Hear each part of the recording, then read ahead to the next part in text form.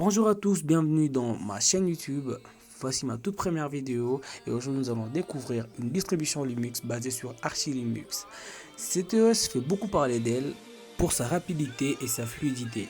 Bien évidemment de Garuda Linux. L'OS a plusieurs éditions, il y a des éditions comme Garuda Mocha et plusieurs autres. Pour certains faits même pour les gaming. Donc si vous êtes un gamer et que vous voulez un système d'exploitation super cool, je vous conseillerais vraiment Garuda Linux. À 14 ans, on me demandera pourquoi avoir choisi une distribution Linux. Bien sûr, j'ai choisi ça parce que c'était une distribution assez fiable, assez flexible, assez fluide pour mes études en programmation.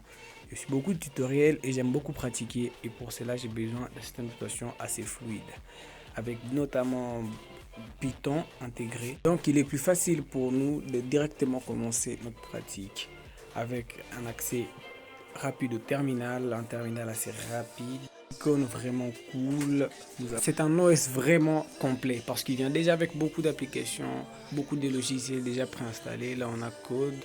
Code c'est le Visual Studio Code en vrai. C'est Visual Studio Code mais dans Garuda on parle juste de Code.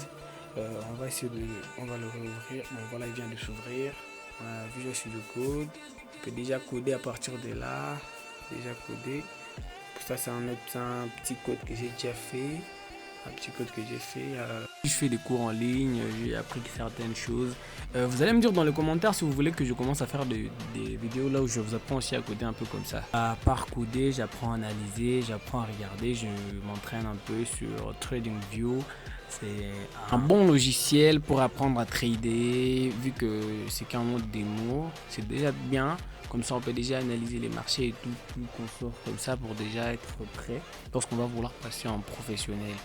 On a bien évidemment plein de trucs, comme je vous l'ai dit, on a beaucoup d'applications préinstallées, il n'y a qu'à voir, on a plein d'applications, il y a même des trucs du bureau préinstallés, d'internet.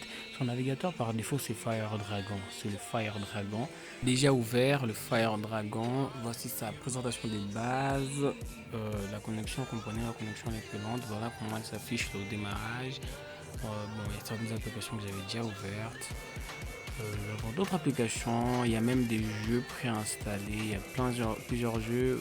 Tous ces jeux, on a même un launcher Minecraft, on a PSP, l'émulateur PSP, ça c'est Construit 2, installé depuis Steam. Là, on a d'autres applications, on a l'application utilisateur système. Et j'ai même pas encore parlé de la facilité pour installer Windroid et Wine. Wine, pour ceux qui ne connaissent pas, c'est, on peut dire, un moteur qui nous permet d'installer des applications Windows, donc des applications .exe.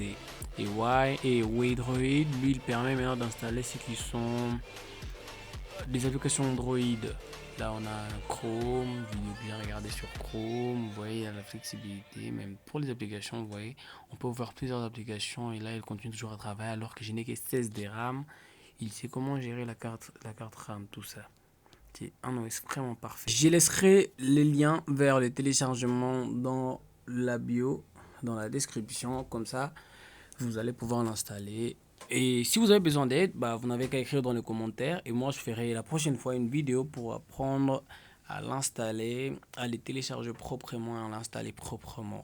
C'était Rexon Anderson et je vous dis à très bientôt pour ma prochaine vidéo.